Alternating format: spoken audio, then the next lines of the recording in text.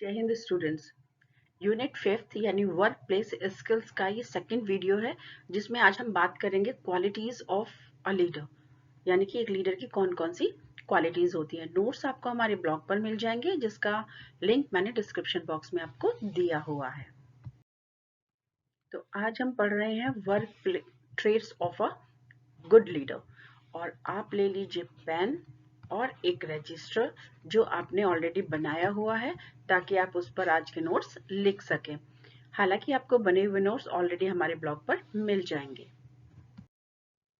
यहाँ पर क्वेश्चन आपको 3 तरीके से आ सकता है: qualities of a good leader, traits of a good leader, या फिर characteristics of a good leader. तो तीनों का मीनिंग सेम होता है, इनको कहते हैं गुण, यानी कौन कौन सी क्वालिटीज होती हैं उसमें, या गुण या कैरेक्टरिस्टिक एक अच्छे लीडर की, वही आपको इसमें पढ़ना है। एक लीडर के अंदर कौन कौन सी क्वालिटीज होनी चाहिए: डिसिसिवनेस यानी कि निर्णय लेने की क्षमता, इंटीग्रिटी यानी कि उसकी ईमानदारी, और relationship building, problem solving, dependability, mentorship, trustworthy, values, confidence, courage, good communication skill और करेज।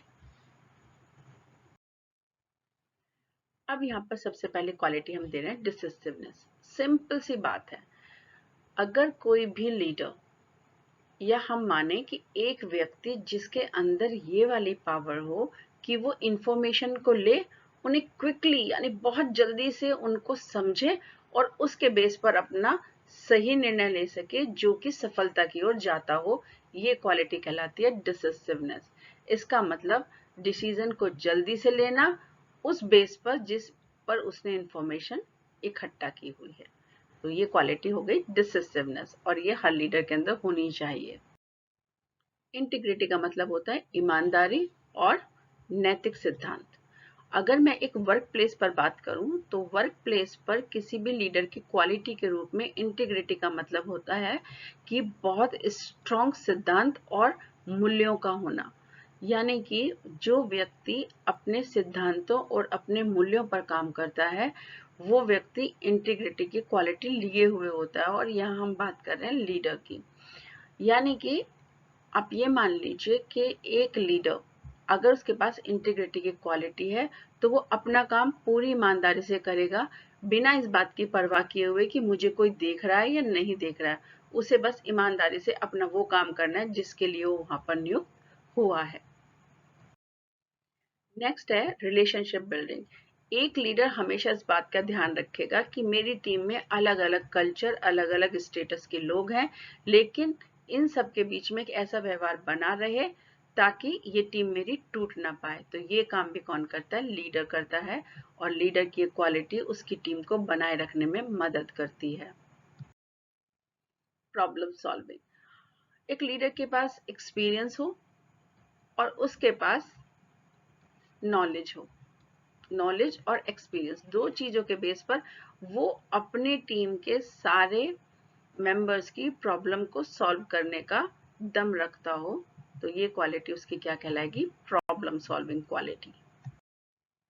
डिपेंडेबिलिटी, डिपेंडेबिलिटी का मतलब है कि टीम के जितने भी मेंबर्स हों उन्हें हमेशा इस बात का विश्वास रहे कि अगर हमसे कोई चीज गलत हो जाएगी तो कोई बात नहीं, हमारे पास लीडर तो है, वो हमें बता देगा क्या करना है क्या नहीं। यानी हर टीम मेंबर अपनी किसी भी परेशानी के लिए, अपनी किसी भी दुविधा के लिए, या अपनी किसी भी समस्या के लिए किस पर डिपेंड रहे? लीडर पर डिपेंड रहे। तो ये लीडर की डिपेंडेबिलिटी होगी कि हाँ, आप अपनी प्रॉब्लम के लिए मेरे पास आ सकते हैं, मैं इसको सॉल्व कर सकता हूँ। तो टीम मेंबर जब लीडर के ऊपर डिपेंड करते हैं, ये क्वालिटी कहलाती है डिपेंडेबिलिटी। मेंटरशिप, देखिए अगर एक लीडर है और उसने एक गोल सेट कर लिया, जैसा कि हमने आपको बताया लीडर का मतलब होता है गोल सेट करना और उसे सक्सेसफुली पा लेना। तो अगर उसने एक गोल प्राप्त कर लिया है तो वो अपने टीम मेंबर्स को ये बताए कि आपको किस रास्ते से होकर जाना है ताकि आप इस गोल तक पहुंच जाएं। तो ये क्वालिटी क्या कहलाती है? मेंटरशिप कहलाती है।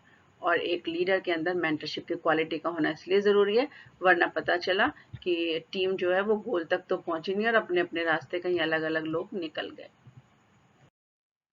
ट्रस्टवर्दी, देखिए ट्रस्ट एक बहुत बड़ी चीज़ होती है और ट्रस्ट एक दिन में बनता भी नहीं है। धीरे धीरे जब बातें चलती हैं, साथ बैठते हैं, लोगों का व्यवहार देखा जाता है, उनके बोलने और उनके व्यवहार में अंतर होना या ना होना देखा जाता है, तो धीरे धीरे टीम मेंबर को ये विश्वास होने लगता है कि लीडर हमारा अच्छा है। तो अगर लीडर ट्रस्टवर्दी नहीं है, यानी कि उसके टीम मेंबर उसके ऊपर विश्वास नहीं कर रहे हैं, तो ये बहुत गलत बात है। लीडर की क्वालिटी होती है कि लोग उसके ऊपर ट्रस्ट करें। तो लीडर को कैसा होना चाहिए? ट्रस्टवर्दी, यानी ऐसा होना चाहिए कि लोग उसके ऊपर विश्वास कर सकें कि हाँ, ये हमारा टीम मेंबर है और ये हम लीडर है और ये हमारा ध्यान रखेगा। वैल्यूज, अभी हमने इंटीग्रिटी की बात की थी, सेम। अगर आपके पास नैतिक मूल्य हैं, अगर आपके पास प्रोफेशनल मूल्य हैं या आपके पास सामाजिक मूल्य हैं, तो आप एक बहुत मूल्यवान व्यक्ति हैं। अब इस मूल्य का मतलब पैसे नहीं है, इस मूल्य का मतलब है आपकी क्वालिटीज। तो आप सोशली भी अच्छी क्वालिटीज रखते हैं, प्रोफेशनली भी अच्छी क्वालिटीज रखते हैं और पर्सनल क्वालिटीज भी आपके पास हैं, तो इसका मतलब आप एक अच्छे लीडर हैं।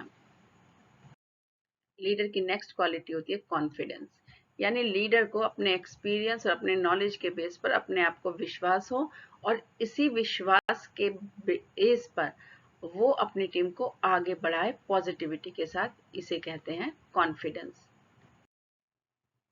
नेक्स्ट क्वालिटी हो गई लीडर की करेज। करेज का मतलब होता है किसी भी सिचुएशन में अगर वो सिचुएशन हमारे अकॉर्डिंग नहीं है, तो हमारे मतलब टीम के अकॉर्डिंग नहीं है, तो लीडर जो है उस सिचुएशन से डरे ना और उस डर को वो कंट्रोल कर सके, और वो जो डर कंट्रोल वो कर रहा है ये भी टीम मेंबर को ना दिखाए।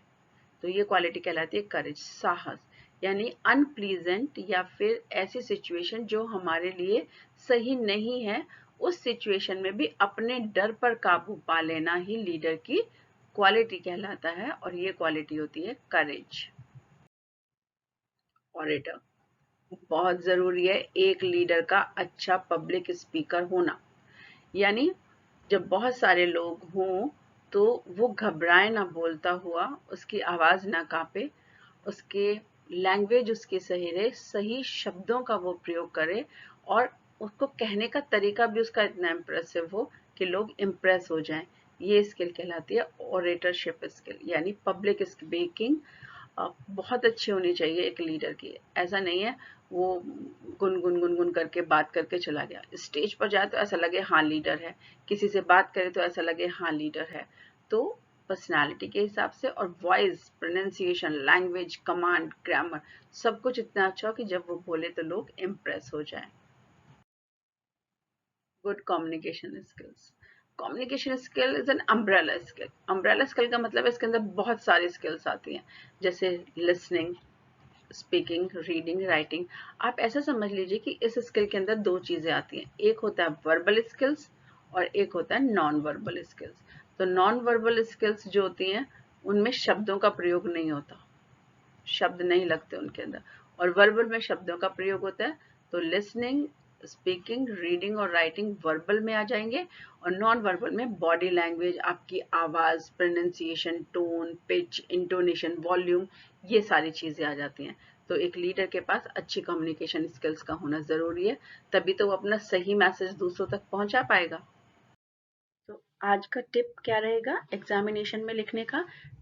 Draw NEET diagrams if required. जहां भी आपको आवश्यकता है वहां पर आप डायग्राम जरूर बनाएं, लेकिन वो डायग्राम्स गुचड़ पुचड़ ना हो, गंदे संदे ना हो, वो हमेशा साफ डायग्राम्स हो, देखकर पता चल जाए कि हाँ नीटनेस का काम किया गया है और आपको ये डायग्राम बहुत अच्छे से पता है। आपको समझ में आ गया है कि लीडर की कौन कौन सी क्वालिटीज होती हैं, उन क्वालिटीज के जरिए वो किस तरीके से अपनी टीम को बांध कर रखता है। हमारा नया जो टॉपिक यानी नेक्स्ट टॉपिक जो हम पढ़ाएंगे वो है रोल्स ऑफ अ लीडर, यानी एक लीडर किसी ऑर्गेनाइजेशन में कितनी तरीके के रोल निभाता है, इस पर हम बात करेंगे। अगर आप यहाँ तक पहुंचे हैं तो इसका मतलब आपको ये पता है कि लीडर क्या होता है और लीडर की क्वालिटीज कौन कौन सी होती हैं, और लीडर उन क्वालिटीज को किस तरह से इस्तेमाल करके अपनी टीम को मजबूत बनाता है। आई होप कि आप ये सारी बातें अपने वर्क प्लेस पर जब आप जॉब करने जाएंगे या बिजनेस करेंगे तो इन चीज़ों का ध्यान रखेंगे और अपने आप को सक्सेसफुल बनाएंगे, जॉब में या फिर बिजनेस में। All the best from my side.